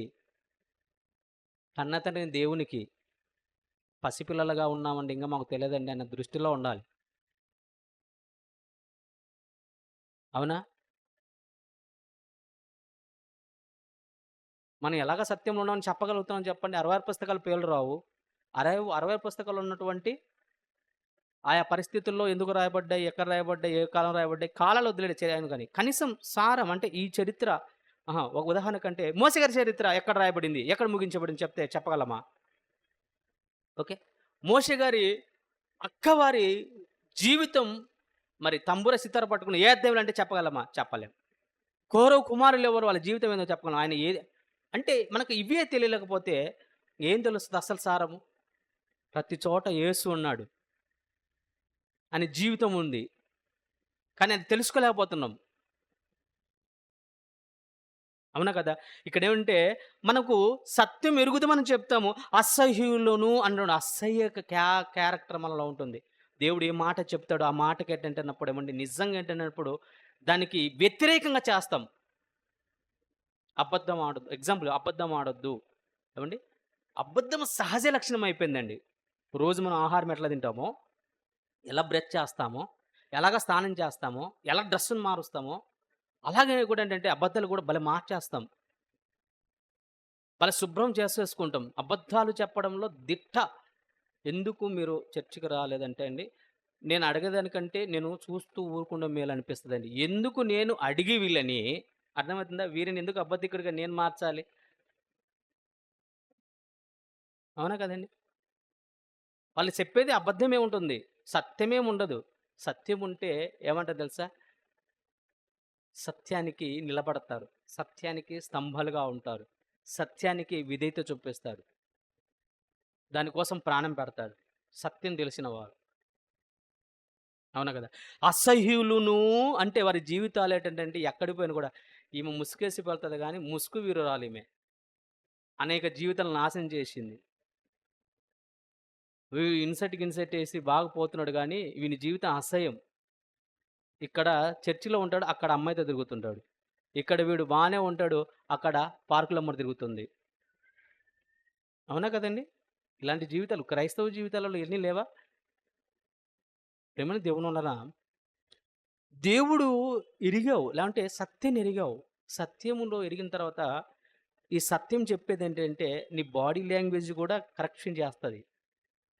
నీ బిహేవియర్ కూడా మంచిగా చేస్తది.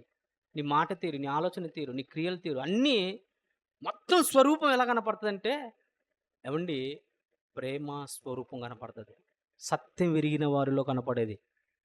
ఏవండీ కొందరు ప్రసంగాలు చంపుతారండి. మనం ప్రతి దినము దేవుని వాక్యాన్ని నెరవేర్చాలి. ఆ వాక్యాన్ని దివారాత్రులు ధ్యానించాలని గట్టి గొంతు చించుకొని చెప్తాడు. వీడు అసలు బైబిలే పట్టాడండి.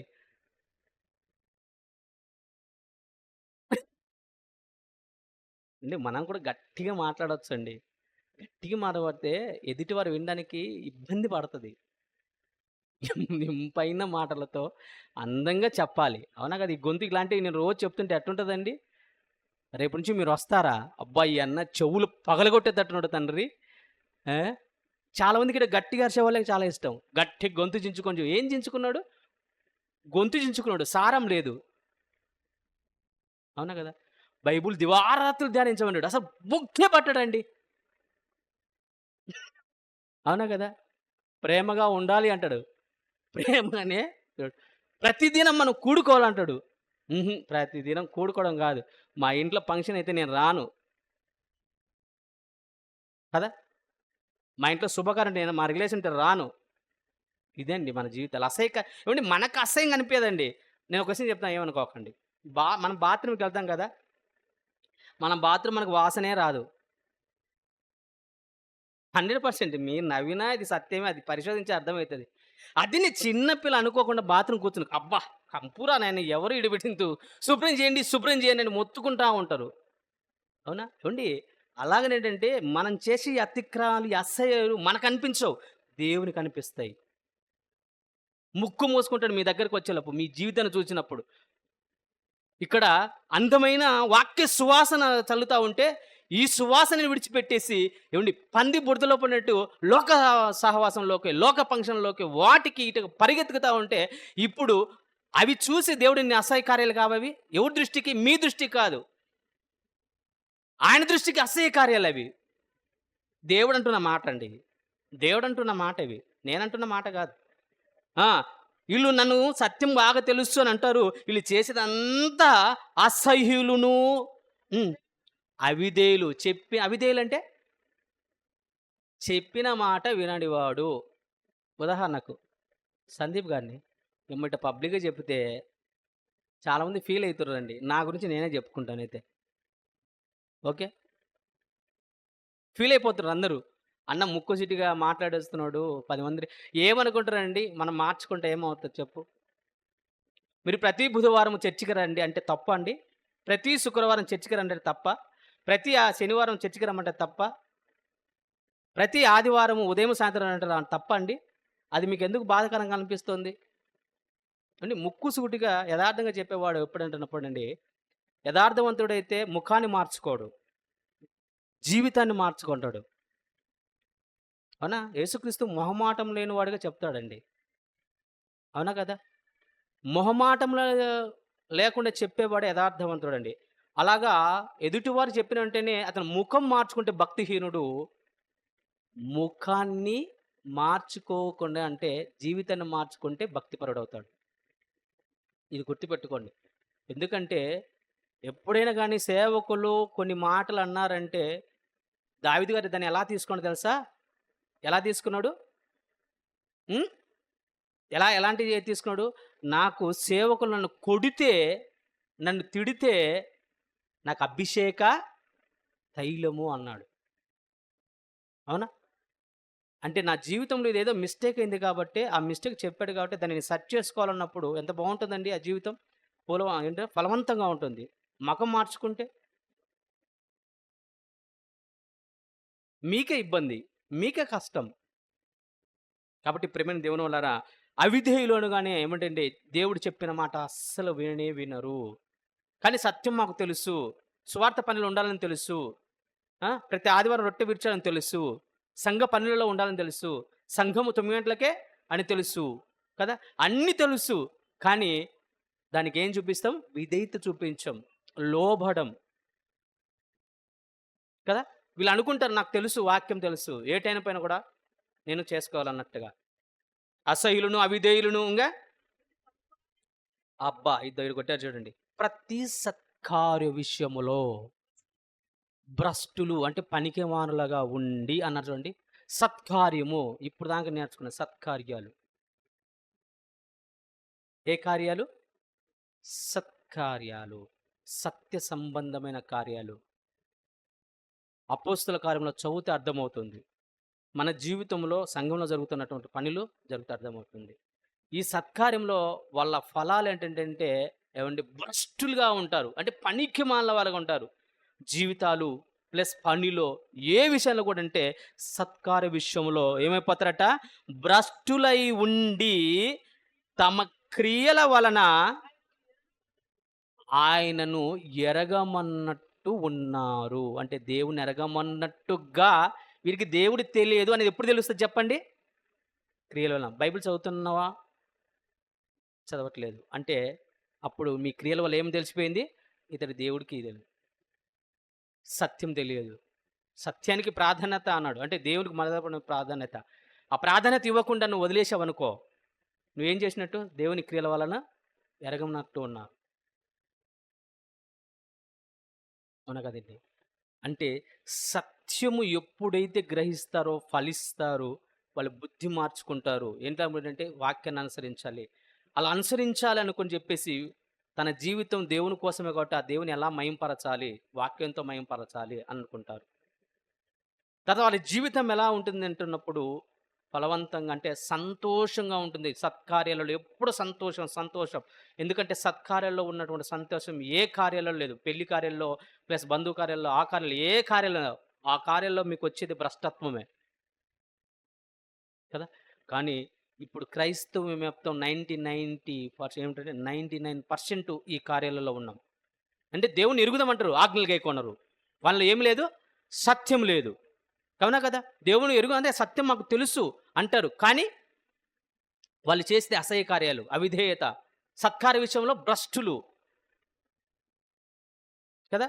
ఇలాగా వాళ్ళు ఉండిపోతారు. వాళ్ళ క్రియల వలన ఏం తెలుస్తుంది? వీడు దేవుడిని ఎరగలేదు, సత్యాన్ని ఎరగలేదు అనేది అర్థమవుతదండి. పిల్లరా, మిగతా పార్ట్స్ నెక్స్ట్ వీక్ మాట్లాడదాం. ఎందుకంటేనప్పుడు ఈ సత్యములో ఏవండీ అనుసరించిన వారి జీవితాలున్నాయి. ఈ సత్యాన్ని ఎరగని వారి పరిస్థితి ఎలా ఉంటుందో తెలుస్తుంది. సత్యం ఎరిగి పాపం చేసిన వారి జీవితాలు కూడా కనపడతాయి. కదా! నెక్స్ట్ వీకు ఇవి మళ్ళీ మాట్లాడుకుందాం. ఓకే. టైం అవుతుంది. డ్యాడీ గారి వచ్చే టైం అవుతుంది కాబట్టి, మరి డ్యాడీ గారి ప్రసంగాన్ని మనం వినాలి కాబట్టి, ఖచ్చితంగా మనం టయానికి ముగించుకోవాలి. టయానికి రండి. ఓకే. ప్రార్థన చేసుకుందాం. పరిశుద్ధుడైన తండ్రి, పవిత్రమైన నామమునకు వందనాలు చెల్లిస్తున్నాం. మీ పవిత్రమైన మాటలు కొన్నిగా మీ పిల్లలకు తెలియజేశాను. విని విడిచిపెట్టకుండా భయభక్తులతో జీవితాన్ని జీవించలాగున సహాయం చేయమని, మిగతా కార్యక్రమం అంతట్లో తోడుగా ఉండండి. మా ఆత్మీయ తండ్రి గారు జీవిత అనుభవము, వాక్యానుభవం ఉన్నటువంటి మహనీయుడు. తండ్రి, మీ కుమారుని ద్వారా సత్యం గురించి ఈరోజు మాకు సిద్ధపరిచినటువంటి ఆ మాటలను మేము విని గ్రహించి జీవితాన్ని పాటించి మీకు మహిమ తీసుకొచ్చి మీరు నీ లోకంలో చేరేలాగా ఈ భూమి మీదైన సత్కార్యాలలో నిమగ్నమై తండ్రి ఈ సత్కార్యంలో మా ప్రాణం పోయేలాగా ఉన్నట్టుకు సహాయం చేయమని క్రీస్తు యేసు వారి పేరటి ప్రార్థన సమర్పించి అడిగి వేడుకుంటున్నాం తండ్రి. మమ్మల్ని అందరికీ థ్యాంక్ యూ.